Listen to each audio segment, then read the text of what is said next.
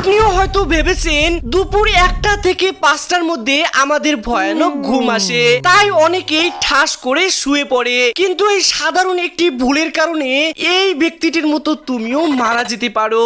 আসলে খাওয়ার পর দুপুরে অনেকেরই ঘুম আসে, তাই একটু রেস্ট করার জন্য আমরা প্রচুর করে শুয়ে পড়ি। ফলে মুড ভালো হয়, মেমোরি ইমপ্রুভ হয় এবং ঘুম থেকে উঠলেই মস্তিষ্ক ফ্রেশ হয়ে যায়। কিন্তু এইসব তখনই হবে যখন আমাদের রেস্ট 30 মিনিটের মধ্যে থাকবে, যেটাকে পাওয়ার ন্যাপ বলে। কিন্তু আমরা একটু রেস্ট করব এটা ভেবে শুই, আর যখন উঠি তখন মনে হয় একবারে সন্ধ্যা হয়ে গিয়েছে।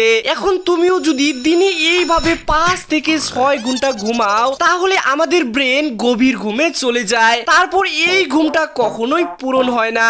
এজন্য আপনার মেন্টাল হেলথ ইস্যু যেমন ডিপ্রেশন, এক্সাইটি, মাথা ঘুরতে শুরু হওয়া, সারাক্ষণ অলস লাগবে এবং রাতে খুব সহজেই ঘুম আসবে না। তাছাড়াও তুমিও যদি এই জিনিসটা দীর্ঘদিন ধরে করতে থাকো, তাহলে ধীরে ধীরে হার্ট দুর্বল হতে পারে। কিন্তু সঠিকভাবে দুপুরে রেস্ট করলে শরীরের উপকার হয়, কারণ নবী করিম সাল্লাল্লাহু আলাইহি ওয়াসাল্লাম নিজেই দুপুরে খাওয়ার পর কিছু সময় বিশ্রাম করতেন।